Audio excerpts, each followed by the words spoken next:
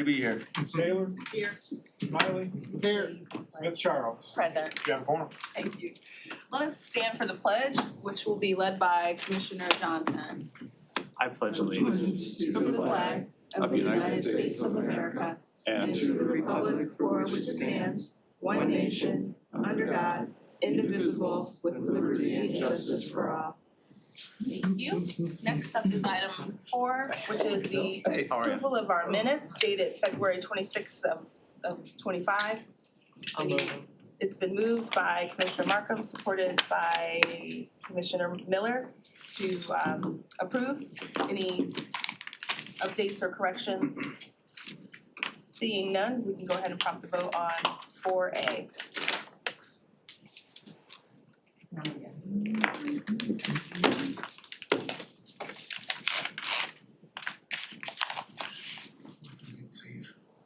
Oh, sorry. You have 78 0 nays. Thank you, that motion carries. Next up is item 5, approval of the agenda. If it looks in order, take a motion to accept the agenda as it is. Commissioner Johnson moves, supported by Commissioner Weipert. Thank you. Any discussion on the agenda order? Seeing none, we'll go ahead and prompt the vote.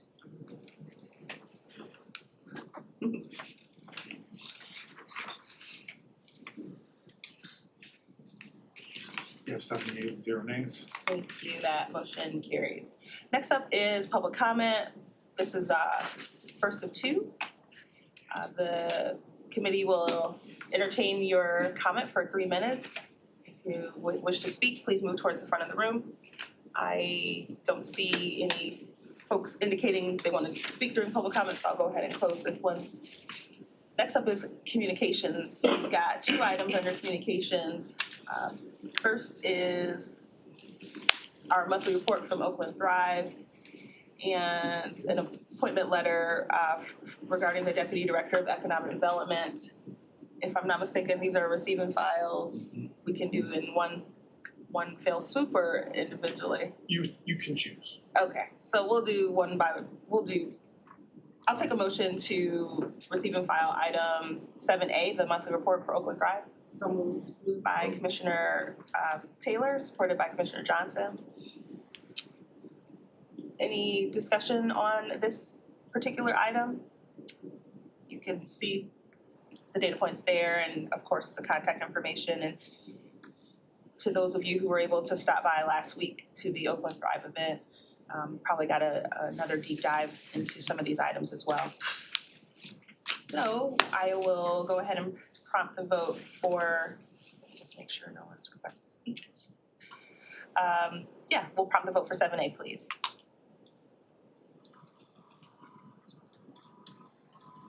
You have 78 0 nays. Thank you, that motion carries. Next is the second communication, which is the appointment letter regarding Deputy Director of Economic Development, thank you. Ms. Laura Dodd being appointed by Executive Coulter beginning on March 31st, 2025. And you can see the additional information there. So again, a receive and file. Moved by Commissioner Miller, supported by Commissioner Taylor. Thank you. I have a question. Yes. So does that mean Ms. Dodd is moving from Oakland Thrive back to Oakland County? Hi, Ms. Dodd. Thank you for being here. You're muted, and we'll go ahead and give you a chance to unmute. I'm just talking away without pushing the mute button. I think after 5 years, I'd figure that out. Yes, I'll be resigning from Oakland Thrive on the 25th of March and moving over to Oakland County on the 31st. Obviously, in my spare time, offering some more transition help with Oakland Thrive.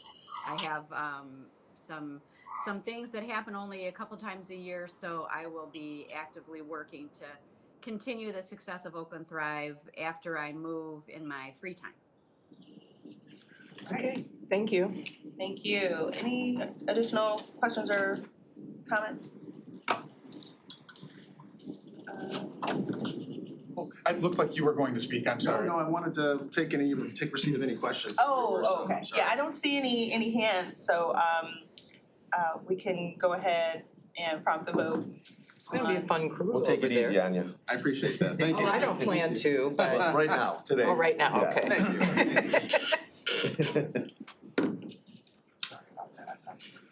Oh, no, it's good. You have 7 yeas and 0 nays. All right, wonderful. That receive and file is concluded. That takes us to item 8, presentations. We have one presentation today, which is coming from the Water Resources Commissioner's annual report. And welcome everyone.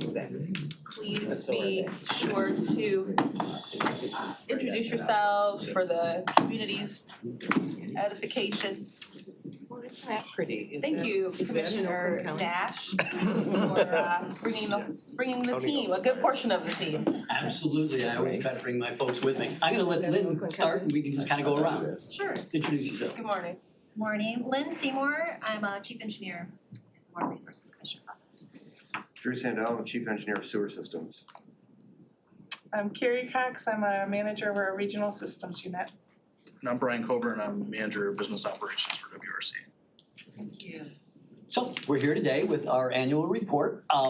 We do this every year. We want to make sure that you get a comprehensive overview of what we do all the time. So this is a long list of stuff, all our projects that you've gotten in the big packet. You know, we do maintenance work and key projects all through the year. So this is what this highlights. It highlights our commitment to long-term sustainability, our dedication to proactively upgrading our infrastructure. We're not waiting, because that was a big mistake on communities' efforts over the years. You gotta make sure you're keeping things ahead of time. And our efforts continue to improve service in Oakland County residents. So, you know, that's what this is about. Next slide is somebody, I got it. Oh, okay, you're ahead of me. So we're responsible for more than $18.4 billion of infrastructure, from storm drains, sewer systems, drinking water systems, even lake levels and dams. So the Michigan Drain Code is what we live under. This is almost all of what we do is under the Drain Code. And we recognize that we have to have a well-functioning infrastructure to make sure that our customers get the service they need. Our team prioritizes upgrading our aging infrastructure, implementing green stormwater infrastructure. That's the new thing that we're trying to do. You've heard of this here, and some of you, I'd love to talk to you about it because you kind of new at this. I would love to kind of meet with you at some point to kind of go over all this stuff a little more in depth. I would love that, yeah. That would be great. I want to make sure all the commissioners are always aware of what we do. So the 5 core outcomes that we're always trying to make sure that we follow are public health and safety. Of course, that's the overriding thing, and that started in 1894, I think, is when drain commissioners started. And it's the most important thing. The keeping our infrastructure investments, reduce those flooding risks, reduce the backups and lead exposure. Again, that's the thing that we've been doing in the past, 6 years now, really getting into this, getting rid of the lead lines.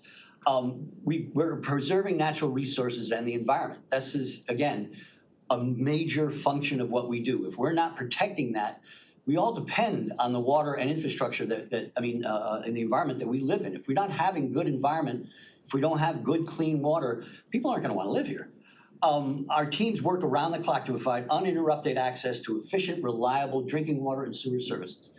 They expect that, and that's what we always make sure that we're fulfilling those expectations.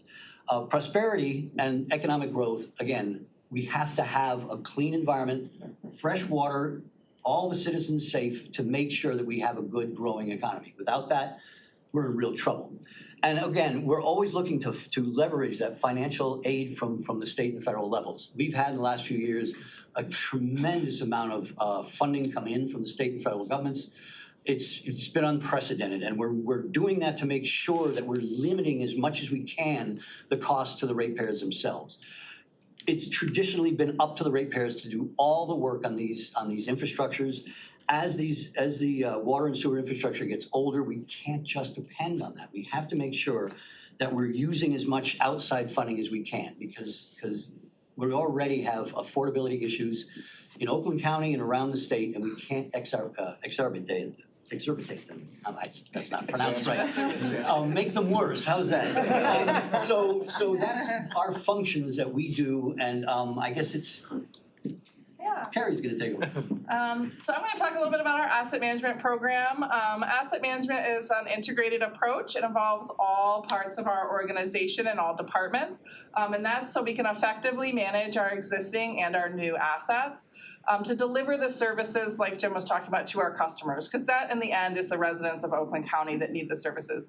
And this intent is to maximize their benefit by reducing risks and providing satisfactory levels of service to the community in a sustainable manner. Providing an optimal balance between good asset management practices is fundamental in achieving these sustainable communities Jim has been talking about. So our goal is to align with the Oakland County Sustainability Plan, and WRC has been using asset management in their system from CAMS, which is the GIS and CityWorks. So GIS holds our asset inventory and CityWorks is our maintenance management system. And then we use a platform on top of that called our asset optimization, and that helps us with decision support for our capital and asset management programming. 100% of our critical assets operated and maintained by WRC have asset deterioration and life cycle curves, have condition assessments, and are recommended for intervention for both major maintenance and capital. What this asset management provides WRC is the opportunity to do more with less by providing a structured way that we track performance, cost, and risk to meet the 5 core outcomes Jim was speaking about earlier.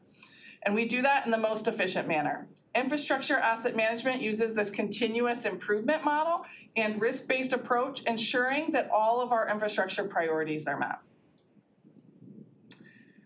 And part of asset management is a strong and modern infrastructure is vital, like Jim was talking about again, to the residents and the businesses in Oakland County, and it is the backbone of all of our communities. So asset management utilizes a standardized and systematic way across infrastructure types that can help improve cost savings. The 2018 Michigan 21st Century Infrastructure Report states that a key issue is coordination and the way we plan and manage infrastructure across and among different levels of government. Traditionally, public infrastructure has been very siloed in individual sectors like roads and water and sewer, and it doesn't always mesh well with, say, gas and electric and fiber optic. So these results are an inefficient way of public money. For example, when underground roads are replaced and they don't coordinate with underground, the underground can come in a year or two later and rip them up. This causes needlessly impacts traffic for public. It also can cost up to 30% more for the people paying for that utility in our region. So WRC has been taking a leadership role and working with agencies to encourage this cross-coordination, particularly in our disadvantaged communities. We're moving water and sewer projects around within our 5-year plan to optimize coordination with road agencies. And this can be seen in our coordination with MDOT for our 696 lining, our 8-mile corrective action plan, and you'll see it in the next few years with the Woodward Loop. We also have coordinated with local road projects with sewer. Drew's done Seminole Hills, Bagley Road, and Orchard Lake right here in the city of Pontiac. The state of Michigan's infrastructure report again claims that this coordination with road agencies can save communities up to 30% over not coordinating. We didn't do it before. So WRC's operations impact over 1 million county residents in every community within Oakland County. Whether it's ensuring the residents have clean drinking water or maintaining the lake levels to reduce flooding and improve outdoor recreation opportunities, WRC is actively working behind the scenes. With over 200,000 assets and over 3,500 miles of main, this is no small feat. To do this, WRC currently has over 139 active significant projects with budgets over $626 million. We're going to highlight 3 of those projects from 2024 today. All right, I'm gonna talk a little bit about water service leads. Water service lines are underground pipes that deliver water from the water main in the street to a person's home. They're made of various materials including copper, plastic, and at times lead and galvanized steel. Lead was typically used as a water service line material up until about 1940. There's no lead or copper in the source water. However, lead and water contamination comes from the leaching of the plumbing materials and lead service lines in older homes. Corrosion control chemicals are added to the water at the treatment plant to minimize leaching into drinking water.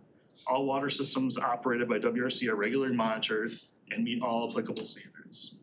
WRC's replaced almost 1,000 lead service lines with copper in the city of Pontiac since 2019.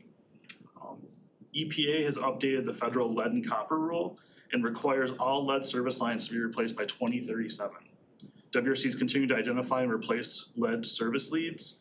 There are about 19,500 water service lines in Pontiac. Our current estimates to do that, our current estimates are that there are approximately 5,000 lead service lines that need to be replaced.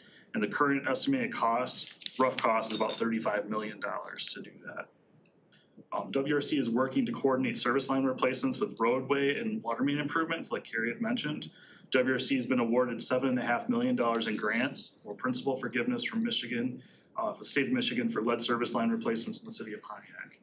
We're continuing to pursue funding for lead service line replacements and other water system improvements. So just a couple of things that people who may have lead service lines can do to minimize any risk to their drinking water. So use cold water for drinking and cooking. Flush your faucet if it's not been used for more than 6 hours. Clean out your faucet aerators on a regular basis. Consider replacing your faucet if it's older than 2014. Faucets that are newer than 2014 are now lead-free.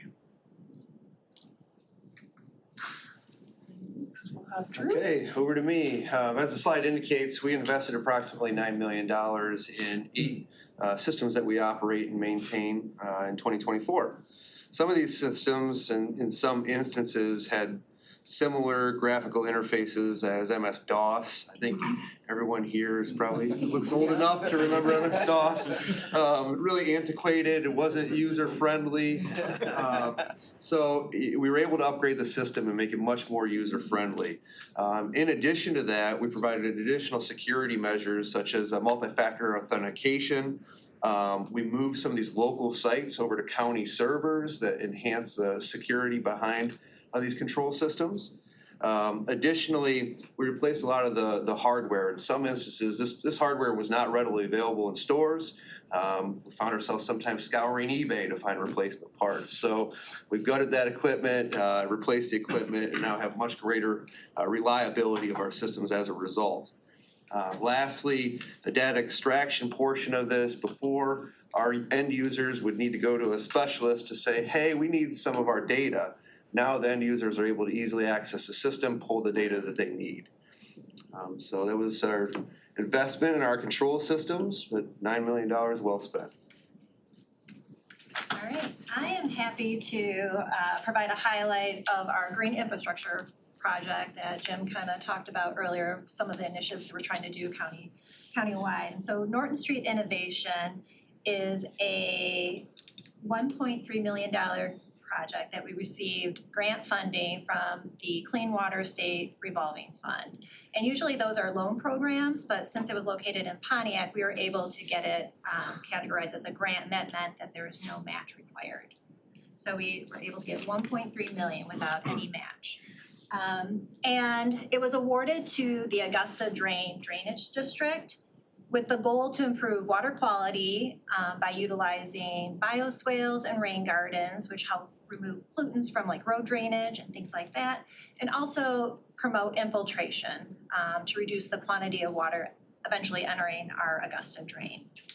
If you're not familiar with the Augusta Drain, this project is located along Norton Street in the city of Pontiac between North Johnson and Sanderson Streets, and it's right in the heart of a neighborhood. So it was really important for us, you know, that the community be a part as we move forward for them, just typically seeing a mowed lawn to something that's going to be, you know, a little bit different, you know, bioswales and rain gardens, they may not be familiar. So we wanted to make sure we got their input to see what they would like to have as an amenity to their community. So we did this with 2 public outreach events. The first one, we had the design engineers come out to the site. We met right on site, so whether you're driving by, you knew we were meeting, it would be convenient for the residents in the area. And we had examples of what might be incorporated on the site. So the residents were able to vote on the types of plants they liked, the amenities they'd like to see. We obviously explained that the grant had to focus on water quality, but we could leave space potentially for future amenities if the city desired. And what we overwhelmingly heard was that they loved it. You know, they were happy to see water quality projects going in their community. And they were very receptive to native plantings, because we kind of went in thinking they'd want a more traditional landscape approach, but they really appreciated that natural look that we'll be bringing to the project. And so the design team took all the information and feedback we heard and incorporated it into the design. And so the second outreach event really focused on demonstrating that we heard what you said and it went into the project. And so the residents were really thankful and really excited about the project. So part of that outreach mentioned about how can we kind of, on that side of the street, there were no sidewalks. So we developed what we called a maintenance path that can serve, when we're not using it, as a trailway. So we worked with Parks and Oakland County Planning, and our maintenance path will eventually serve as a trail connection as they move forward to developing it to go to the county campus. So I think this project just is a really great example of how we're able to use grant dollars to meet water quality objectives, and really develop like a pocket park and an amenity to the community. Nice. So WRC is not just building big infrastructure projects. We live our 5 core values every day, from protecting public health and the environment to ensuring economic prosperity and the value for our infrastructure investment. You can see from the projects we discussed and our leadership role in the cross-utility coordination. Our success doesn't stop there. We also take pride in being awarded over $83 million in grants in the last 3 years to do some of these active projects, allowing Oakland County to do more and go further. These activities highlight our commitment to long-term sustainability, our dedication to proactively upgrading our infrastructure, and our efforts to continuously improve services for our Oakland County residents. Any questions? Wonderful, thank you for that. It's always nice to be able to share presentations amongst people in a panel. So I do see Commissioner Smiley, seasoned already. Knows how to get recognized by the chair. So I'll start with Commissioner Smiley, followed by Commissioner Markham. Thank you. Quick aside, thanks for the presentation. I enjoyed it very much. Thanks for being here. Just a quick question.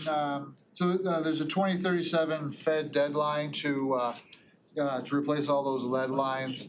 It seems like a long time to me, but is it a challenging date or a year, or is it you can handle it? Like we said, in some communities, my Farmington Hills, I don't think we have any identified lead lines at all. So a lot of communities don't have any involvement really. But Pontiac has, like they said, about 20,000 that are gonna be replaced. That's a ton of money for a city that already has affordability problems. So we're trying to make sure, and when they, 2 years in a row, I think they put in federal money directly for lead line replacement.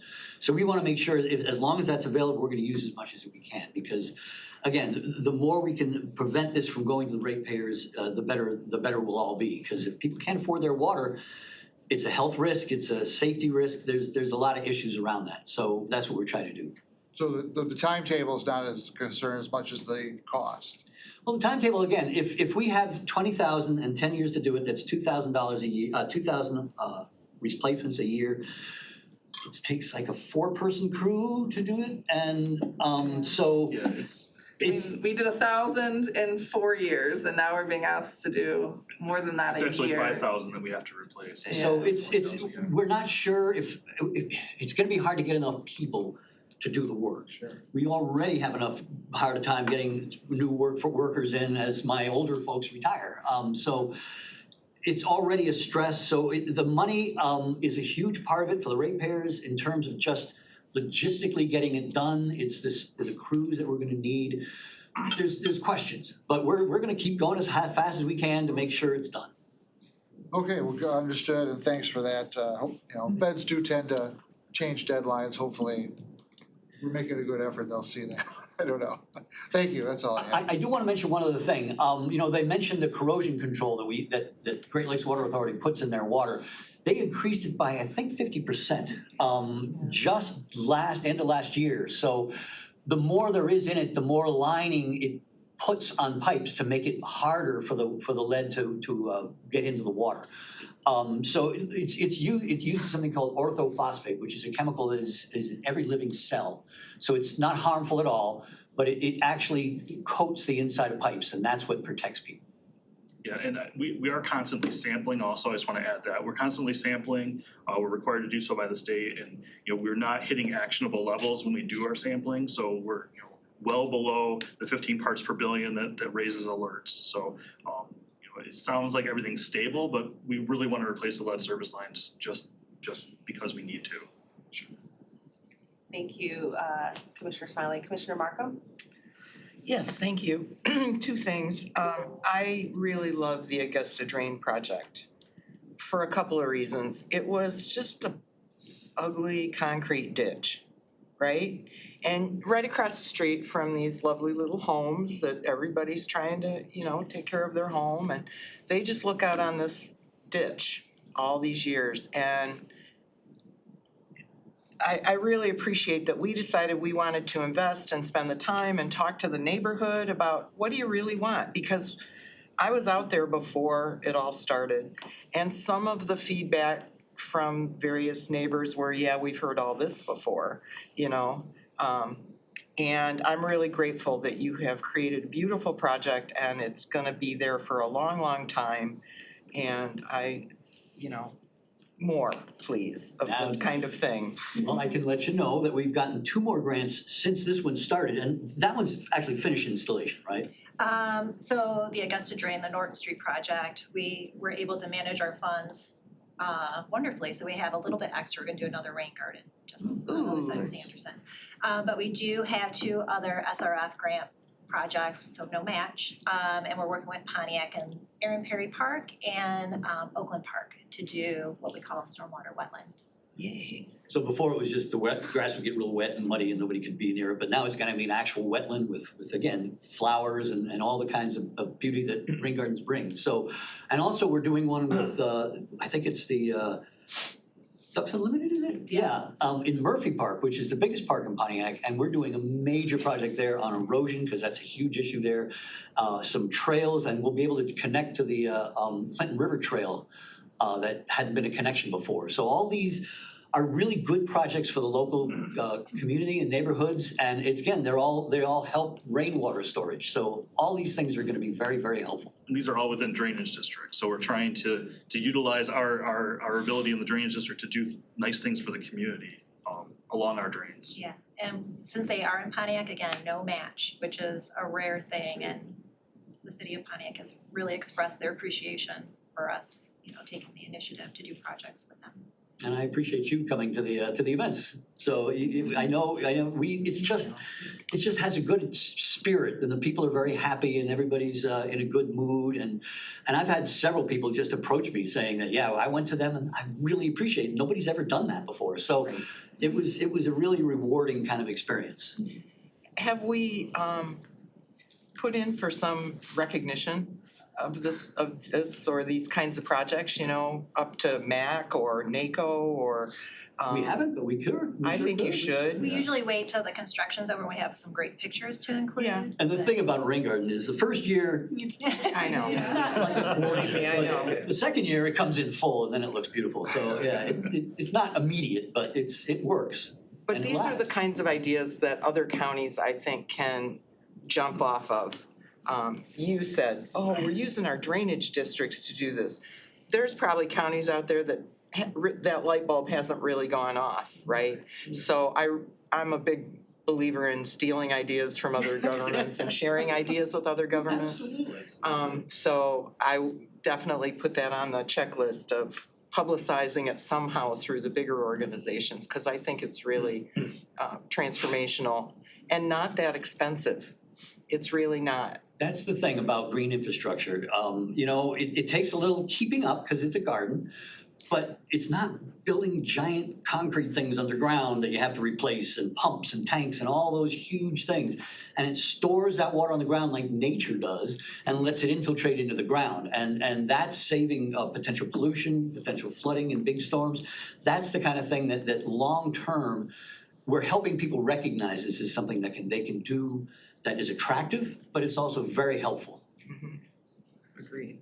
So I'm gonna switch gears with my question a little bit. Of course, the state legislature was in the paper yesterday again, or the day before, that we're gonna make it hard on Oakland County, cause they're not complying, and the states, we know the deal where you're working with the state, but they seem to be implying that the levels that the state is talking to you about are not good enough in Macomb County's mind. So can you just kind of address that today, where we stand? This has been an ongoing thing I know. for 8 years now. Macomb County has been making these claims against Oakland County over and over again. So, they're basically not true. We have a permit for that facility, the George W. Kuhn Retention Treatment Basin, just like every other treatment basin in the state. There's 23 just in southeast Michigan. Our water quality line that we can't cross, we have to make sure that we're below that, is the same for all of them. They're making complaints about our permit, which has just been released as a draft permit, and they've taken public input. Is that their claim all this time is that every time there's a big storm, we dump sewage over their heads. She's literally said that. And the thing is, one of the things that the state says we have to investigate is whether we're using too much chlorine, that there's chlorine going into the Red Run drain. Well, if you're using too much chlorine, pretty much by definition, you can't be under-treating it, because chlorine is what kills the bacteria. If you're using too much, that means there's even less bacteria left over than there would have been if you're using exactly the right amount. So what their complaint is that we should do this study and use more control of our chlorine, but that kind of completely undoes the idea that we're putting sewage into their river. We're not putting sewage in the river. We're putting in the water that comes out of our facility is crystal clear. We have a mason jar of what comes out of our facility, and you wouldn't think it was anything but out of a faucet. The only problem is you can have that, but there's bacteria in it. So that's why we use the chlorine to kill the bacteria. So it's clear water, it's bacteria-free water, and that's what we release into the Red Run drain. There's no sewage in that. So when they're saying that we have to be careful of the chlorine, yeah, we do, but it's saying the opposite of what she's claiming. And in all the claims she says that Eagle should do, none of them are lower our water quality level. We increase our water quality, because all of them have the same water quality. If we were releasing sewage, they would have a valid thing to say, well, their water quality isn't good enough, but we are releasing enough. And all our tests have always shown it. And the claim that by just any storm that we're polluting downstream is completely false. The story that appeared in Gongwer on Monday, I responded to yesterday, and actually it was Friday, was the Gongwer, and Monday I did the response to it. It appeared in the paper, and I think the reporter really captured what we said very well. So it's just completely a not true claim, and Macomb County has real problems of their own that they're not working on. Almost every drain in that county, all the drains in the county are tested by the Macomb County Health Department, and they find incredibly high levels of human bacteria in those drains year after year, and nothing has ever been done in Macomb County about it. The Eagle, back when it was DEQ, did a report on Lake St. Clair called the Lake St. Clair Framework, showing all the things that Macomb County should do, clean up their drains, eliminate failing septic systems, cross connections between storm sewers and sanitary sewers, and they haven't done any of that either. So the vast majority of pollution that's going to that lake is coming from Macomb County. It's not coming from Oakland County. And that's why, if it were, they would have grounds to sue us, and they haven't done that because there's no grounds for it. So they're trying legislation with their friends in the legislature, but again, it's not focusing on anything other than just tightening up our permit here and there. It's nothing to do with water quality. So if the water quality is the problem they claim, why aren't they asking about water quality? That's the only way I can describe it. We are within permit, and we do an excellent job. My staff, when we have a rainstorm at that facility, they're there for 48 up to 72 hours, sleeping on site so they can clean up all that mess. The water that goes through our facility comes in with pollution. Again, we have another mason jar that shows it's polluted. You can see the stuff floating in it. And when it comes out, it's crystal clear. That's what we do every day. That facility cost, just the expansion we did in 2007 was $140 million. We had already done over $100 million before that, and we operate and maintain this millions of dollars every year. Way more than Macomb has ever spent on this. They claim we don't spend money on our wastewater, but we spend far more than they ever have. So again, all these things are made up. She doesn't even have her own staff go out in public and say these things. It's just her and their own health department. Last year at the Binational Lake St. Clair conference, their own health department said that it's not Oakland County. So only one person in Macomb County is leading this charge. It's their public works commissioner. All the other politicians that are following her have no knowledge of how these systems work. You guys have a lot more knowledge than, because we report to you. They don't know what Candace Miller is doing, but they take her word for things, and that's a problem when it's not true. So I guess I went on a little bit too long there, but that's my side. I just wanted to raise it because it doesn't seem to be going away, and you're consistent in your response, and most of us have been to the wastewater treatment plant and watched it, and smelled it, and I've all always that told her, stuff. and I've told her to her face, that if you have evidence, bring it to us. Yeah. If it's real, if it's true, we will adjust. I mean, that's what we do. But she's never done that. So Okay, well, we don't need to belabor it necessarily. I I just, I've never brought it up. It's always in response. And we appreciate you, Commissioner Nash. I just want to say, we do have a couple of people who wanted to get in here. Commissioner Markham, you spurred such a robust conversation. So Commissioner Whiteford and Commissioner Miller, please forgive me, but I'm gonna go ahead to Commissioner Johnson and Commissioner Taylor. If you still have your thoughts. Oh, sure, I do. Absolutely. Thank you, Madam Chair. Well, not to go back in time, but I actually wanted to segue off of your first half, which is to take notes from other governments. My partner lives in Ann Arbor.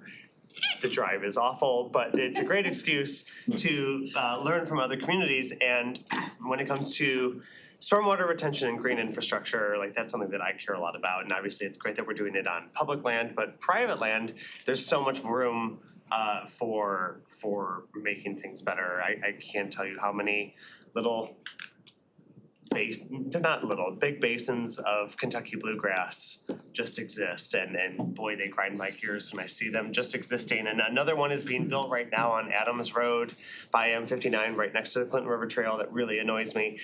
But anyway, Washtenaw County government, not City of Ann Arbor, they do a lot of weird things that good for them, but like the county has a person where you as a landowner, and he's a landowner, can just request a consultation, and their county staffer will come out and they'll give you a whole blueprint, tell you exactly what to plant, exactly where, and congratulations, and that's all free. And boy, I'd like to get to the point where we can offer that to private land. You're smiling, so I'll let you go first. I'll let her explain it.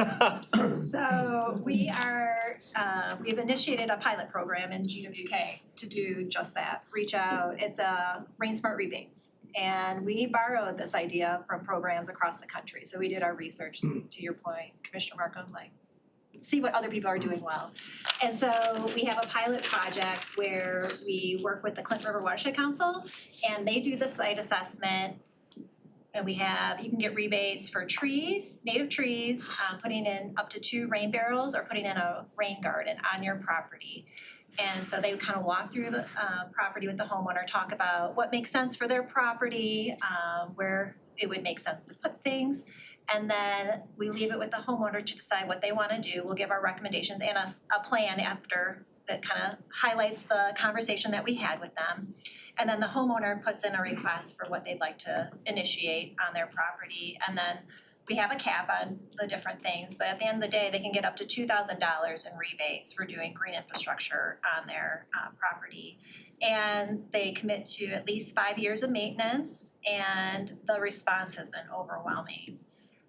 So we'd love to expand it, but it comes down to funding. How are we gonna fund it? So if you have any great ideas. I do know someone in charge of the county budget.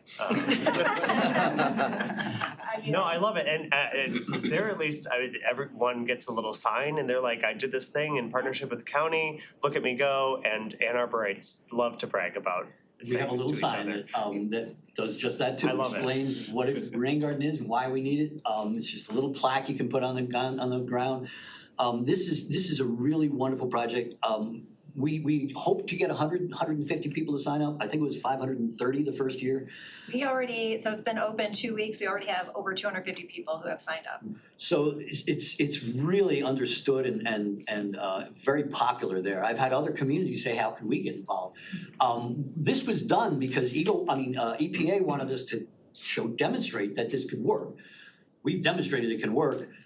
Fortunately, it seems like EPA is changing and those might not be available anymore, but it demonstrates the power of being able to do this. We had 159 people do some installation, and the estimate was about 600,000 gallons of water a year going to be less going into those storm drains. The more we can make that, the bigger it'll be. The zoo wants to keep all their stormwater on their campus. They're doing a project. We've been helping them get grants and things. And that's 128 acres. If we keep all of that off, that's gonna be a massive amount of water. We gotta do that, calculation, but that's gonna be a lot of water. More and more businesses, local governments are doing this. That's why we're doing it in the residential area, because that hasn't been a real emphasis yet. And we need to, part of this is educational, part of this is part of the new permit that they're giving us, wants us to do more green infrastructure, so we're already ahead of that one. It wanted us to look into do more in gray infrastructure. Last year, we added 25 million gallons of storage with that DOT tunnel underneath I-75. So we've done all these things already, and we're always looking for more opportunities. Again, that's part of that complaint is we're not doing enough. We're ahead of all these things, so I just want that to be known too. And this is one of those things. A big part of that is education, getting people to recognize that this is an important thing. Really helps, prevents future flooding, prevents pollution. It brings in pollinators, the bees and the butterflies, and it brings in the birds that eat the bees and butterflies. It's just really good for neighborhoods, and it's place setting. I love this project, and I want to make sure we can do more. I'd love to do it on a more countywide basis at some point. Thank you. Thank you. Commissioner Taylor? Yes, thank you. I just want to say that City of Southfield and City of Lathrop Village both do use the rain gardens. We have involved the neighborhoods. We even have them name it, so we get complete involvement in that. And it is working, and you are right, you are ahead of that. And I do believe that when we know better, we do better, and we're an example of that. But my other question is education. I know I was trying to find it in the presentation where it said things that people can do that still have the lead lines running to their house. How is that getting to the residents that actually need to do that, like running the cold water and all that kind of stuff? Okay, so for the communities we serve, we send out, with our billing, we send out information about a lot of different things. I got my water bill just last week, and in it had a whole sheet about how to protect yourself with water and removing the aerator, cleaning it out, and like Brian said about using cold water, running it for a little while if you've been away from the house for a while. Just those kind of things are super simple to remember. And somebody once told me this lady told me that her mother used to tell her decades ago, run that water before you take a drink. People recognized that back then, that already there was lead there. So it was just a thing that people did. We kind of fell away with it. Once we had this corrosion control, it became very comfortable. People didn't worry about it as much. That's been going on for over 30 years and nationally. So it's water quality is super important, and people need to know that, and we do those kind of educational things as much as we can. So you mail it to the homes? Comes with a bill. Okay. Is there, do you send something like that to the city? Maybe the ones that might Like Southfield does their own. Yeah. So I'm not sure what they do. We could do more with that. I mean, we'd be happy to sit down with the cities and do that kind of thing. I'm just trying to see how to get to the end user, the resident, the one that needs to turn that water on and run it. How do we get that information to them? When they get their bill, they always open their bill. So to me, that's a good way of approaching it. Okay. Thank you. Thank you. Thank you, Commissioner. And let's not forget social media. You know, you don't have to mail We do a it lot. We just got on or anything. one of the new ones. They're not new, trust me, new to me. The new one, I forget which one, but no, we're on a bunch of the Yeah, I see some of your things, but what you shared, Brian, was, I was like, did I hear him correctly? Just 6 hours of being out the house? So, you know. and I'm overnight, if you're gone all day from work, that kind of thing. sad to say I have some faucets that we don't use like at all. Like I need to go and cut some of those faucets on in you know, in one of those bathrooms. So anyway. Some years ago, they changed the way we test for lead. It used to be just you took a sample. Now you take there's 5 samples you take, and the first and last you are actually tested. The first one is for your indoor plumbing, and the second one is for the plumbing outside. Really the best thing if you're gone for a while, just turn on the water, put your finger under it. As soon as it turns a little bit colder, that means it's coming from the pipe outside, and you should be good. So that's what I would suggest. Well, that's great. And then just my 2 cents that you shouldn't use hot water when you're cooking. You should always use the cold water because the hot water's been sitting in the tank and getting all of the. You can concentrate whatever you want. Correct. So, all right, you learn something with every passing day. I don't see any more hands up. I'm sorry, I'm looking digitally. That's all right. Mr. Miller, please. I'm still in that phase of digital, non-digital. Got it. Thank you, Madam Chair. So I got a couple of things. First, another tip maybe to add is something I do in my house is anytime I turn the shower, because it's just a single, I always turn it to cold just in case there's a leak, so it's not creating hot water and you're wasting energy and gas. That's just something I do. It's in my head, like if this leaks, that's gonna cost me more money, right? Right. And then the water, is the drain, is it like, where you clean the water, is it like the water retention plants? Like I worked for Redford Township DPW when I was younger. And so they had, the water retention was the Rouge River, like all this stuff came through, it was on this conveyor. And they even had a fire hose to clean the conveyor, and then they shot it with like a chlorine system. It was to clean the Rouge water, and it was for like all the stormwater drain went all through there. They had like 2 million gallons of a retention pond where they use actually like dolphin sonar to tell the level of it. So every now and again you hear the sonar go off, and it just tells you the level of the water at the time. So it could hold 2 million gallons, and they would just shoot that out and clean it. You know, of course, when it gets full, it gets over full, then it just goes out. But is that kind of like what you guys are doing? Redford has 2. Yeah. Well, I was only there when they had 1, so you make me feel real old now. And so that's the same kind of thing. Okay. Similar. There's a lot of different ways of designing them, Yeah. but they all do the same thing. Yeah, I remember because I skateboarded in it when they were building it. And then the last thing is, can you connect me with somebody? Because I showed you the roof I have. Doesn't have any gutters, and there's a lot of, and it's on a slab, right? So actually, I was thinking about how do I divert the water to go to the new storm drains that we just did our roads.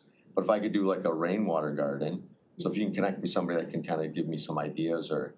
Sure, Yeah. we can do that. I just want to get away from the house. Just going to our website, oakgov.com, just search on green infrastructure of any of those kind of topics, and we got a ton of stuff. We have all kind, and the oakgov.com/rainsmart, that's got a ton of information directly.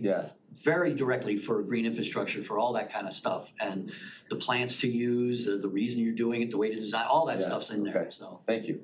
Absolutely. Thank you. Yeah, good stuff. Commissioner Wiper, were you all set or? I was gonna follow up on that permit, I don't wanna get into that, the water issue, but are they challenging the reissue of the permit, or is it? Yeah, it's a reissue. It's a 5-year permit. They often, I think it ran out early last year, I think. It's not unusual at all for them to take longer. That's always an ongoing process of that permit. Oh, yeah, and the law is, if the permit is being worked on, even if it's expired, you still work on that permit, so. All right, I just wanted to know the status of that. All right, well, I think the motion is, We haven't made it yet. oh, okay, so I'll take a motion to receive and file the presentation of the Water Resource Commissioner's annual report, moved by Commissioner Taylor, supported by Commissioner Smiley. And we can go ahead and prompt the vote. So where is that place that's the front picture with the thing in the water on an island? Good one. Hold on, I got I it. hope so. Came on. I'm assuming it's a rain, What was your question, it's just Commissioner? a beehive catch basin with a. Oh, yeah. It's probably one of the areas that we're looking to do. So it's called a beehive catch basin, cause that It's caught my eye too. I thought Beehive that was, rain. I thought that was No, such a. the picture before that had like a pipe coming out of Scotland. It's the one on the presentation, it's the cover sheet for the presentation she's talking about. Is that not the? Oh, of the presentation itself. Yeah. It's a page. Don't- screensaver. Yeah, you don't have to, oh, it's a Sorry, screensaver, maybe I okay. have an old, You're talking about If this? it was in Oakland County, no. Oh, There was one that had a when you white plugged in pipe. your, It's in Europe. It's, okay, I just wanted to know if it was in Oakland County. We can 'cause build I one in hadn't seen Oakland it. County. Let's put that. All right, well, that motion carries to receive and file the presentation. And we'll move right on into. Appreciate it, everybody. thank you. Thank Yeah, you. thank you. Oh, great. We'll move on into the item 9, which is Water Resources Commissioner recommendations. I'll take a motion to recommend to the board. So moved. Support, thank you. That is the Commissioner Storm Water Pumping Station Operation and Maintenance Agreement with the City I of can Sylvan tell. Lake. All right, Drew, all by yourself now. Yeah. Sylvan Lake has a stormwater pump station that serves approximately 62 acres on Garland Street. The city approached us in 2022 to operate and maintain their water and sewer systems. At the time, it was unrealized that they also had intended the stormwater to roll over to us. However, we weren't able to roll stormwater into the sanitary sewer agreement. This agreement rectifies that and allows us to take over operations as Sylvan Lake staff begins to retire. They're starting to get out of some of the maintenance of this larger infrastructure that they don't have the capability to maintain anymore. Right, then, so again, this is to recommend to the board and just making sure no questions. Commissioner Wiper, followed by Commissioner Smiley. So we've done a lot of these, and so this is, common. This one's just catching up with what we wanted to do 22. Correct. Yep. And then there's a $25,000, Yeah, it's kind of like a little fund or transition fee or. Yeah, it'll be a one-time investment, so I presented on the controls improvements for, the $9 million and other systems. This is a much smaller control system, and it helps provide alarming back to our safety dispatch. Currently, the station is on an old dialer system, uses phone line to call out alarms. And then everything is, and this will be paid by the users, the enterprise. By Sylvan Lake, correct, it would be it's an enterprise fund, and they'll pay quarterly on this one. All right, thank you. Thank you. Commissioner Smiley? Thank you, yes. This is a quickie, this is something I didn't understand. So in our packet, it says no additional WRC staff will be needed for operation of this pumping station. Correct. We already have staff there, I didn't quite understand. Yeah, so we don't have to maintain these facilities full-time. And stormwater facilities are only utilized when you have wet weather events, Oh, I see. So with us having a control system in place, we can monitor it remotely. If there are issues, dispatch staff accordingly. These type of facilities, we might maintain every other week, or, every month. It's far less frequent than a sanitary station that's constantly running. Sure, I see. Thank you. Yeah. That's all. All right, thank you. Anything further on this? Seeing no other hands, we'll go ahead and prompt the vote on item 9A.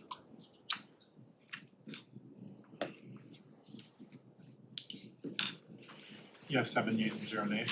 Thank you, motion carries. Thank you, keep up Thank the you good all. work. Thank you. Next up is section 10 on our agenda, Economic Development Department recommendations. First, we have the Urban Maine Targets of Opportunity Grant Program and Subrecipient Agreement. And this is, I'll call for a motion to recommend to the board. Moved by Commissioner Taylor, supported by Commissioner Miller. And it looks like we have John, let me let you introduce yourself, just so that I don't mess up any names and your position. Sure. I'm John Bryan, the Administrator of Local Business Development and the Main Street Program Coordinator. Annika Norris, Principal Planner and the Assistant Coordinator in the Main Street Program. Good morning, Commissioners. Dom Holmes here, Director of Economic Development for Oakland County. So I'm going to turn it over to my colleagues, but I just want to give a little bit of background on the source of funding for this initiative. So the source of funding here is a grant that the county received from the state of Michigan last year, and this is the Strategic Outreach Attraction Reserve Fund. The state provided us with a $2 million grant to pilot some site readiness programs throughout the county. And so what you're going to hear today is part of one of the buckets of funding that we have put together to support the Main Street communities. The other buckets are going to support traded cluster work. So we create this dichotomy between the two, local clusters and traded clusters, those high-tech companies or companies that are producing products that make their way outside of our market. So we're doing both. And then we're also supporting a program that will provide dollars to early stage companies, high-tech companies in terms of training and benefits and collaboration with more sophisticated companies. So 3 buckets, so I just want to make sure to make note of that. With that, I'll turn it over to my colleagues. Thanks. So the Urban Maine Targets of Opportunity grant program that we are creating outside of or within the program that Dom just outlined, within keeping of the county's economic development strategic plan of intentionally trying to lean in more to assist what have been traditionally disinvested or underserved communities. We've specifically targeted designated Main Street communities that we refer to as urban mains, Pontiac, Madison Heights, Hazel Park, and Oak Park. And then building on the framework of the original funding that came down from the state, continuing to work with our local downtown management organizations in those particular cities to identify projects that were pretty much shovel-ready for the most part, that related to developing incubator opportunities in those districts to support small-scale manufacturing or tech-related operations. And all those communities have identified projects in their districts that have opportunities that are ready to go. So barring the approval today, it would go on to the BOC on the 18th, and we're looking to release applications in early April and make the first awards by the end of April. Good stuff. Anyone have any questions on this? Commissioner Johnson, followed by Commissioner Wyper. Sorry, thank you, Madam Chair. I don't really have a question about the program itself. I have a question about, not to be a downtown purist. So 4 communities, Pontiac and Madison Heights I'm from Rochester, so I'm biased in what I think of a downtown. Pontiac and Madison Heights absolutely have downtowns. Oak Park and Hazel Park, I'm not sure about. Convince me that those are downtowns I'm not trying to be an awful person, but like there's a lot in terms of like human geography and connectivity that I think a downtown is and is worth investing in that a standard suburban sprawl community just does not satisfy. So we currently have 29 designated and engaged Main Street communities in Oakland County, most we've ever had in the 25-year program history. National Main Street, we are a designated coordinated Main Street program with National Main Street. We're one of 46 in the nation, the only countywide coordinated program in the country. National Main Street, even in the last few years, we're ahead of the curve. They're starting to recognize different archetypes of downtown districts, including historic commercial corridors. That's what Oak Park and Hazel Park are, including Madison Heights, are actually a historic commercial corridor. Their focus is mostly on the 11-mile corridor, and the same for Oak Park. If you've been looking around Oak Park lately, a lot of their focus is the Water Tower District. which they designated as a social district too. So there's a lot of activity happening on that corridor in terms of retail that's starting to emerge, some small scale manufacturing, breweries, distilleries, same that's happening on John R. So we've sort of taken the stance over the years from the county standpoint that we don't want to punish or penalize communities for how they developed years ago, but they're starting to move in the direction of starting to make or create these sort of downtown districts.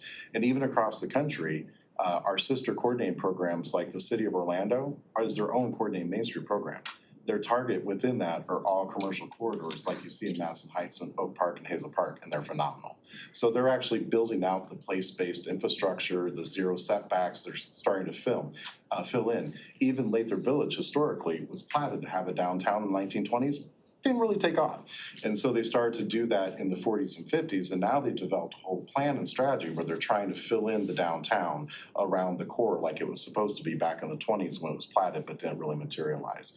So we actually embrace the corridors that we have different downtown types in Oakland County. We have what I call the new downtowns that are historically towns that have been around for almost 200 years, like Auburn Hills, and now they're filling it all in, and it's literally rising a new downtown around the smattering.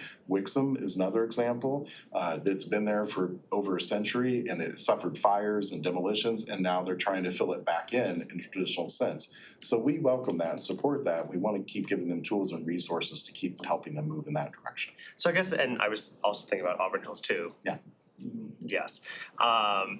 So could you just like hypothetically, what is a project like this that could work here in this grant application for a community like that? Right. Like that has setbacks, that is not, I don't know, not a traditional downtown. Right. So for example, in these projects that have been identified in this process, it's more related to business opportunities that are already there. So for example, a brewery that's looking to do some small scale manufacturing and distribution and build their small scale manufacturing aspect within their district would be something that this grant would help support them to do.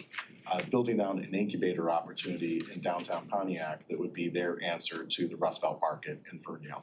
To help, foster more entrepreneurship in downtown, but unfortunately a lot of people can't get into the district because the buildings are too large, they're too expensive, or they're not up to code. But this is a way that we can kind of coalesce around that opportunity to do that. So those are a couple of examples in terms of small scale manufacturing opportunities. We have a tech company that drastically needed updates to their building. They employ 60 people, they occupy upper floor on that building.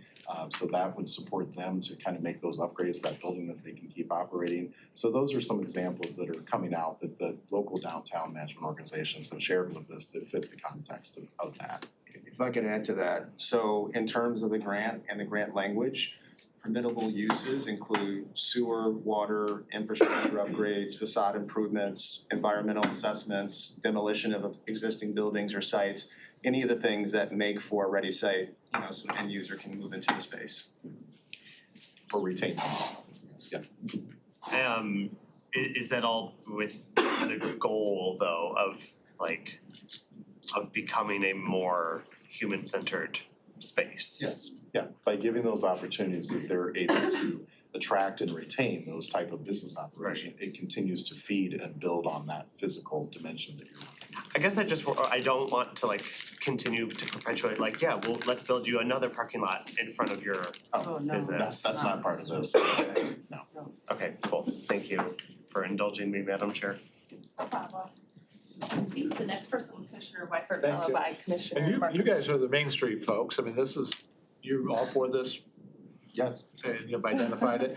It's gonna help for profit, this one. Right, there's for-profit eligibility and there's a nonprofit aspect. Component if they're got a fixed, Yeah, if they're in a it's fixed space.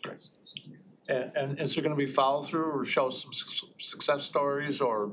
Oh, for sure. I mean, Yeah. see that, there's some accountability. I mean, we're not just handing this money. Correct. We certainly want to understand the economic impact of any investment or any program that we deliver, so absolutely. Right, and part of the reporting requires that they show, before and after photos, so you can see what has been done. Present receipts. Yeah, and so. I mean, it's kind of been used as a pilot and if we get some other buckets of money, we can try in other communities? That's the hope, yes. At least in one of these tranches that we've identified, the intent is to get more than a 2-to-1 match from philanthropic interest in other groups. So we're very cognizant of trying to make our dollar go further, our grant dollar. Thanks. Commissioner Markham. I just want to mention Oak Park because last year, or maybe the year before, they won the SEMCOG Regional Showcase Award for their 9-mile, Right.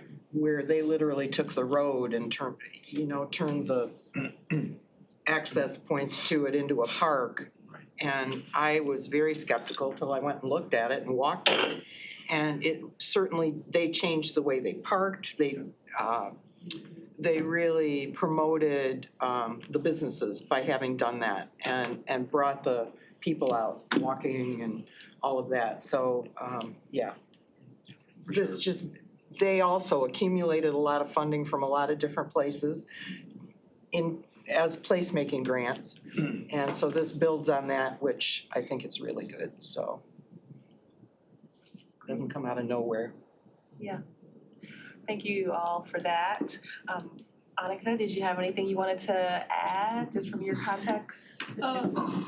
I think, just so you all know, we're willing to give you all tours of any of our downtowns at any point that you would like to go visit them and see. I can say, I understand your question, Mr. Johnson, and we're being a part of the Michigan Downtown Association, there's been skeptics of the CIA programs, the corridor improvement authorities and those type of districts, but a neighborhood district provides just as much sense of place as a downtown can. And that neighborhood district, the benefit of all of those people that live right there to be able to walk to a place where they can socialize, they can go out to dinner and things, it totally changes the way they feel about their community and how they live on a daily basis. It provides more, like Oak Park, the park space, it provides a walkability, so they're getting exercise. I mean, there's just so many things about creating these neighborhood districts. Downtowns are amazing, but we can't put them everywhere. We know they don't work really great when you try to plop a huge downtown in an area that never had a downtown. It takes years, so these are vital, and if you look at Hazel Park lost their downtown to 75 years ago. So they've been trying to find that sense of place for years. And if you go down there, you can see that there's truly there's a vibe, there's a feel. People are wanting to spend time in that corridor. And a lot of people are like, well, that's a main line going through their road. Well, if you look at main streets across the United States, I would say, I think it's somewhere close to 50 or higher, have an actual trunk line that goes through their downtown. So I mean, it's just the way we built, and we built around cars. We didn't always used to, but it's been a long, long time that we've been doing it. So now we have to try to figure out how to make those places feel like we want them to feel. One last thing. Sure. And I appreciate that, thank you. And I certainly don't want any place to be vacant, right? Because that's even worse than having a setback. I think all this really just goes to show how awful zoning has been in our community, and we should really abolish zoning. Thank you, Madam Chair. Well, I wouldn't go that Oil rig next door. I'll add every You're time I talking do to a planners. presentation on So- what happened to our downtowns in America society, the answer is we destroyed them. Yeah. We made decisions and choices that we destroyed them, and now we're spending a lot of time and money and effort to undo it. So based on the background on this item, we know that there's a tight timeline for kind of like how we arrived here today. So my goal would be then to, we can call for the vote on this item, and then I'd like to have us get some kind of report back of some sort, just so that we can hear back and find out what's the, the highs and the lows. So I'll prompt the vote on this, which is 10A. Grant program and subrecipient agreement. Yeah, 7 yeas and 0 nays. 7 yeas, 0 nays, that motion carries. And then you'll have to help me, I haven't had any caffeine today as far as the language or the expectation of what we would be getting back. Amy's kind of my, she's like the whisperer of all things. So, would this be an annual or? Just maybe, when, the money has to be spent by the end of the year, correct? Correct. So would January be enough time to come back with a report? So we could just make a motion for the department to make a report on program outcomes in January. Okay, so could I get someone to I'll make that motion. make that motion? Commissioner Whiteford, moved by Commissioner Miller, thank you. And we'll then go ahead and prompt the vote on that.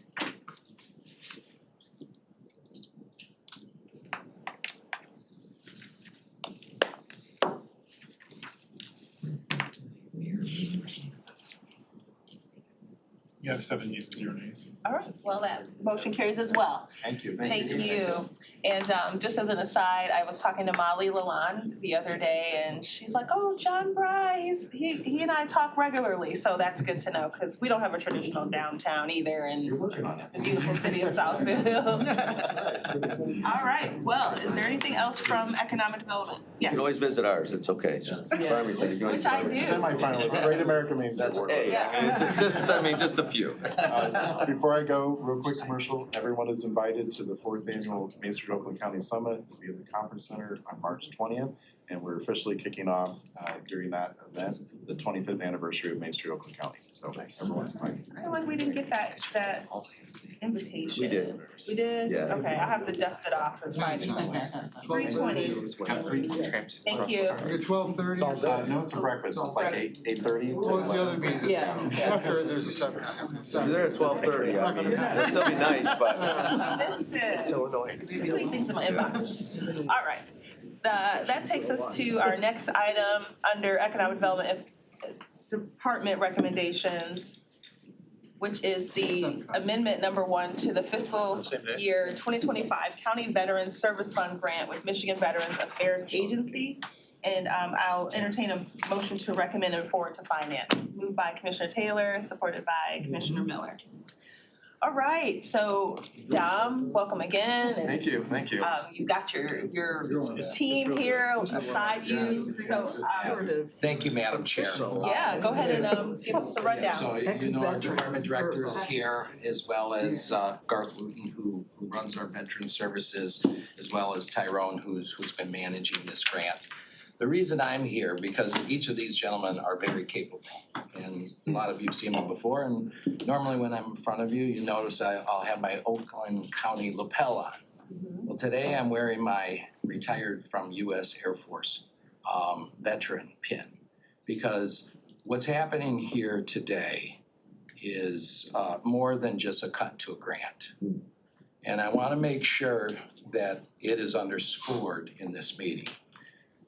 We received a letter from the Michigan Veterans Affairs Agency on November 13th talking about our grant award for $530,893.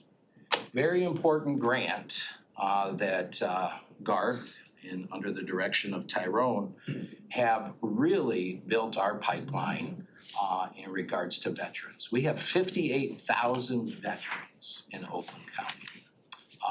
And what's important to note, nationally, there's about 19 million veterans. 52% of that 19 million are drawing and using at least one veteran service that they're entitled to.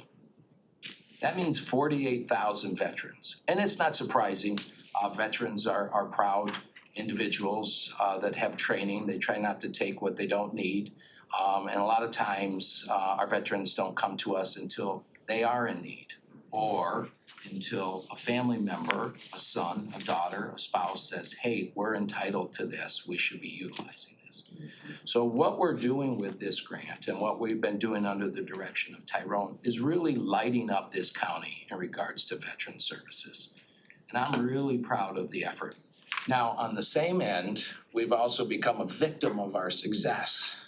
We're behind the 8 ball on some of the services that we're providing, and we need to do something about that. And we will do something about that in this upcoming budget. But we'll also do something about it because the Trump administration is cutting 83,000 VA employees. 83,000 out of 482,000 VA employees, of which about 90,000 of them are veterans themselves. But 83,000 cut is gonna put more pressure on veteran services. So we're definitely gonna be coming in front of you. But I'm here to say that what happened on the 13th and then on February 18th, we received a letter that said, and we weren't the only ones. This letter was received across the state to all these other counties as well. But moving our $530,000 grant down to $208,747. 61% cut. One thing we do not do in government, especially in the Coulter administration, is we don't break promises, especially to the folks who raised their right hand and took an oath to defend freedom and liberties. We will not break that promise. What you are doing today is accepting the cut administratively. We will figure out and make sure that we fundraise dollars or we absorb the cost from economic development. Or we will come back and ask for whatever we cannot raise. We have a lot of partners out there that believe in the program that we've been putting forward. We are not going to retreat from this. We are gonna lean in just like veterans have leaned in when they were called to service. So I wanted to make sure I was here delivering this message. This is not an administrative issue. This is an egregious event that has taken place. And I would encourage you, upon adopting this, that each one of you reach out to your state rep and your state senator, because I gotta believe that Governor Whitmer does not know that this is taking place. This should not be taking place, not just to Oakland County, but every county in the state should be getting the money that was originally there, especially with a surplus of $3 billion in the state funds. This is a drop in the bucket.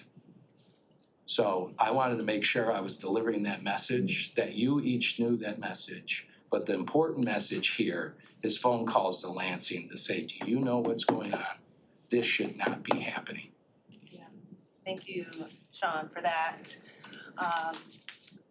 Commissioner Miller, did you wanna jump in? Yes, thank you, Madam Chair. First, I want to say thank you for your service, all your services, and everybody else that's can hear or in Oakland County and beyond, because I do echo what you say is we should take care of those who took care of us, the reason why we're able to sit here today. I will stand with you whatever you need. I'm here. I'm a yes vote on budget, whatever. Just so you know, like veterans should not be left behind. I have a lot of near and dear friends that committed suicide because they couldn't get a job or services. Sorry if I get emotional because it is. And I'll tell you, Garth here, my great uncle passed away, didn't live in this county, reached out to him, off hours, got me all the connections I need. So our veteran services just don't help our veterans here, they help veterans all over Michigan. So that's all I have to say. Thank you, Madam Chair. Thank you, Commissioner. Thank you. Commissioner Markham, followed by Commissioner Weinberg. Yeah, thank you. I just want to say how proud I am of this organization. I've been to the veterans fairs that have had 400, 500 people there at 9:30 in the morning. You know, more than one. I mean, every one of those you have is huge, and I'm really proud of us that we do that. And I get phone calls all the time, and you guys are responsive. I mean, I had a guy, he's Vietnam vet. I have what I call a posse of Vietnam vets that live out in my area, and they call me now, right? And I basically just depend on you. I had one a couple of months ago. He goes, my homeowner's insurance won't renew my insurance because I have mold growing on the back of my house. What can I do? And I called Tyrone, and 3 days later, they got a contractor out there cleaning the guy's house so he can get his insurance. I mean, it's those steps every day that you guys are taking. Our veterans deserve way more than we're able to give to them. Like William, I will support anything you want to come to us for to support the veterans. I am practically in tears with what's happening at the federal government, how they can treat our vets so badly. it's just unconscionable as far as I'm concerned. And I'm really grateful you're here, and I'm grateful to hear you say we will do whatever we have to have these benefits continue to go out and make them better if we can. So thank you for what you do. Thank you, Commissioner. Commissioner Whiteford, followed by Commissioner Smiley. You weren't here yet, but, I mean, you weren't in the room yet, but when I walked in, I showed Grant and Tyrone that, look at these, this is unbelievable, right? And the letter, we got awarded this money, And they understand contractual law and they're required to do this, but this is not right. right, and part of it says a miscalculation, or was it a mistake on their numbers, or was it a cut? It was a miscalculation. The grant was about 4.2 million appropriated, and then they take carryover from the prior year. So they miscalculated the carryover from the prior year by about $4 million. But knowing all the, I mean, this stuff came through committees, we've approved They should be it all. asking for a supplemental Right, in they- Lansing, is what they should be They asking. should have fixed their mistake, right? I mean, that's, I mean, this stuff came through, now we could cut Meyer food vouchers by 150. We're food not boxes. cutting anything. Right, no, Yeah. that's what the, Yeah.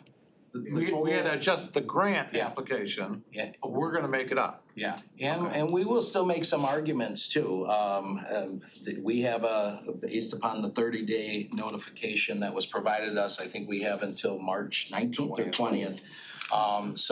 So we believe that they will owe us more than the 208 that they're gonna give us. So we'll right-size that along the way. And anything that we owe, like I said, we've got corporate partners out there that are very proud of the program that we've put together here. We'll go there first.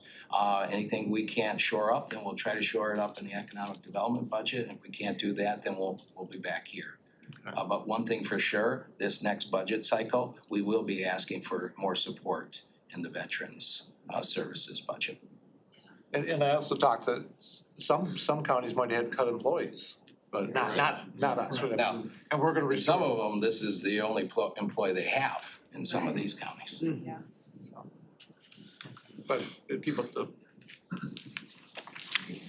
That's all you got. Yeah. Thank you. Commissioner Smiley? Thank you.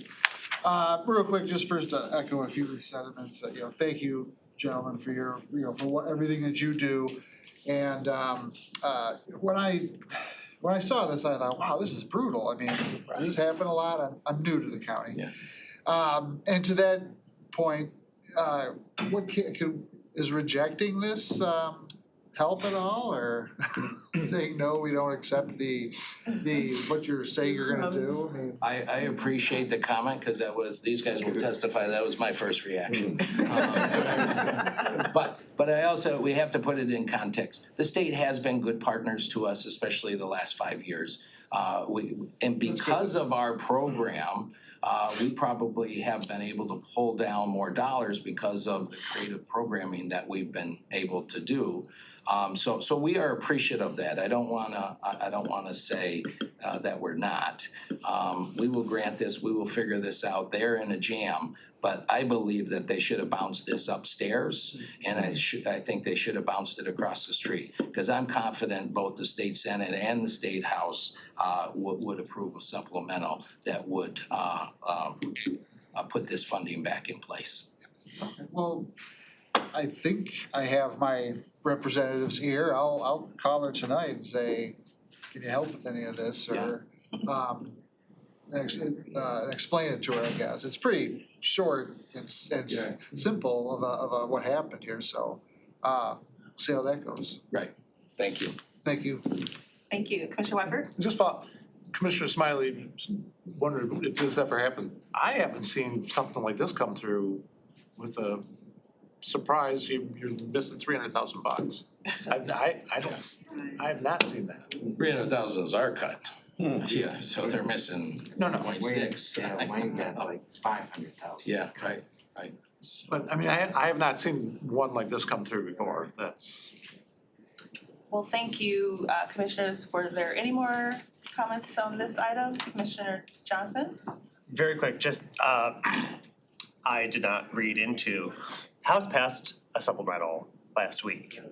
And I don't think this was part of it. And I'm trying to read the analysis right now, and it doesn't look like it was part of it. But just while all of you, I already texted You have a job. last year's chair of Veteran Affairs Appropriations. So while all of you are talking to your people, I'm not sure 100% yet. I can be in a half hour, but it doesn't look like it was in the appropriation supplemental that the House passed last week. So that's just context. Has that been sent over to the Senate? It was sent over to the Senate. I don't think it'll move in the Senate because it's got some other partisan stuff. This was not one of the partisan areas though, so I didn't look into it. So, It's okay, but no. we don't blame you. You're welcome. All right, and then Tyrone, Garth, did you have anything to add or you feel? Well, I guess we're sort of fortunate to have Sean as a leader because in our meeting, a lot of the other counties, you know, they can't really supplement that type of loss. And, you know, they just hired employees and now they have to lay them off and I mean, it's really disrupting a lot of different lives. So just glad that we have the support of the commission and the administration. Yeah. Yeah, I agree. We appreciate the kind words here and the support. We know that Oakland County supports veterans and Sean and the leadership team support veterans. So we're gonna continue what we're doing. We're gonna make sure that we provide the quality of service that our veterans deserve.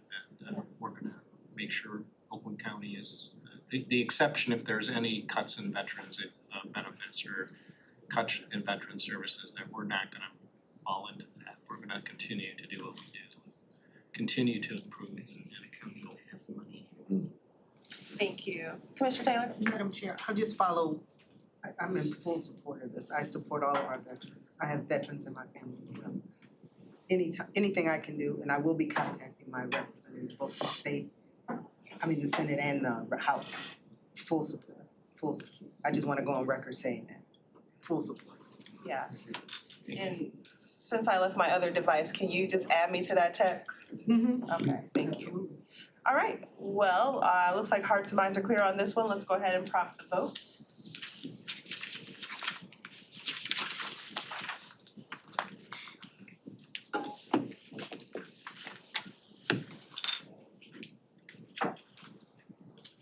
We have 7 yeas and 0 nays. Thank you, motion carries. Thank you, you. gentlemen. Thank you. Keep up the good work. See you at the next meeting. Next up is facilities. Number 11, Facilities Management Department recommendations. This would be a recommendation to the board for amendment number 2 of the hangar space lease with Midfield Management LLC for Sheriff's Office Aviation Unit. This is a lease, and I'll take a motion to recommend this to the board. Moved by Commissioner Taylor, supported by Commissioner Smiley. Welcome, Paul, and please introduce the deputies here with you as well. And if I use the proper title, charge from my head, not my heart. Good morning, Commissioners. Yes, with me, Under Sheriff Willis and Lieutenant Burrell. Thank you. And this is a simple amendment to a lease. If you have not or are not aware of what the Sheriff's Office has, it is they have 2 helicopters out at the International Airport. So they run those there. Lieutenant Burwell is in charge of the aviation unit. And the pilots and the deputies that work there, we have an office space for them. The lease was started in 2020 and went to, in fact, we're adding this amendment to it to add another 5 years. And the existing lease, we had found that Maven Midfield was the best operator for this.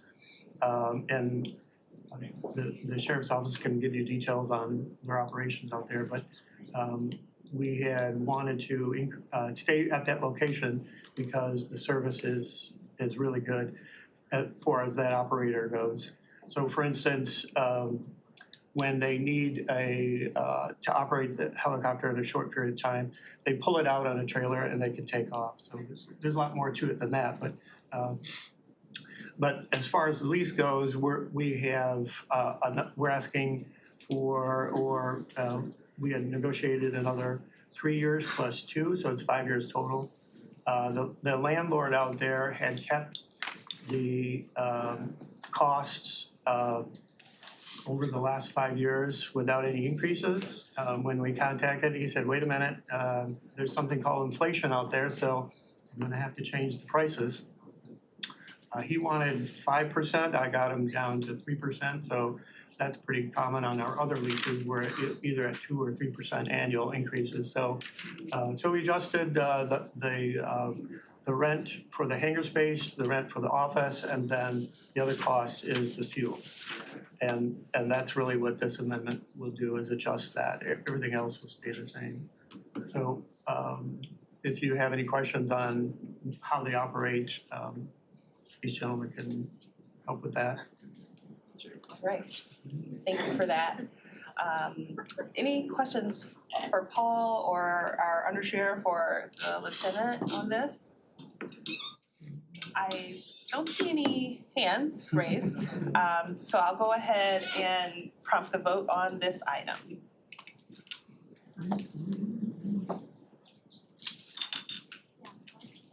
You have 7 yeas and 0 nays. All right, well, that motion carries. Thank you. Thank you for your patience. Thank you all. Echoing Brendan Johnson yesterday. Everyone was, thank you for your patience, thank you for your patience. It was a long meeting. I'll see you guys again here shortly. Yes, thank you. All right. Yeah. That takes us into our 12th item on the agenda, which is a closed session. The chair will entertain a motion to go into closed session for the purpose of considering the purchase or lease of property. So moved by Commissioner Taylor, supported by Commissioner Miller. And a roll call vote is required to close the meeting. Prompt the vote. Let's prompt the vote. Oh, you're using my I gotta words. update some of them. Oh, it does, I did say roll call vote, didn't I? I'm just reading. Okay. You have 7 yeas and 0 nays.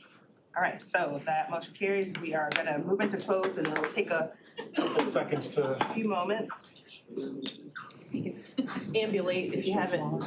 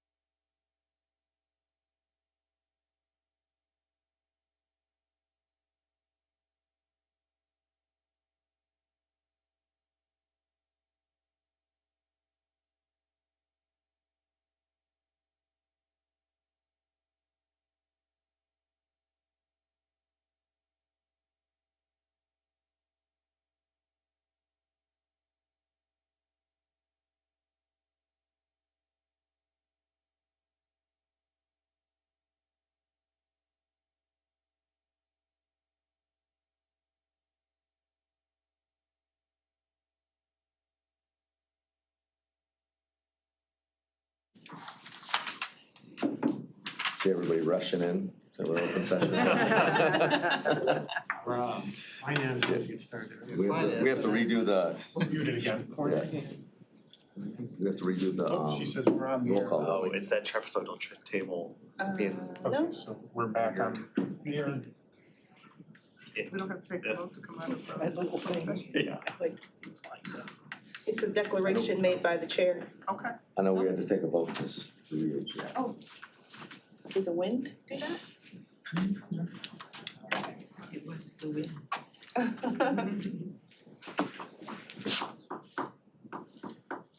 Get some standards, desks here. Just tell us we're back. Just did the whole table.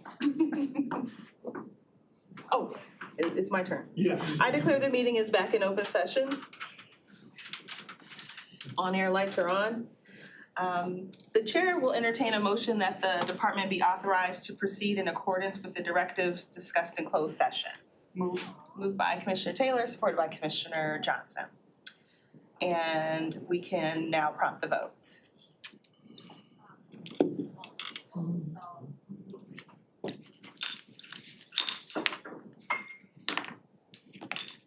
You have 7 yeas and 0 nays. Great, that motion carries. Thank you for you. your time this morning. And just looking quickly here, that takes us to our second public comment. Is there anyone here from the public who'd like to address this committee? Seeing no one, closing that. And is there any other business before us today? Seeing none, this meeting is adjourned.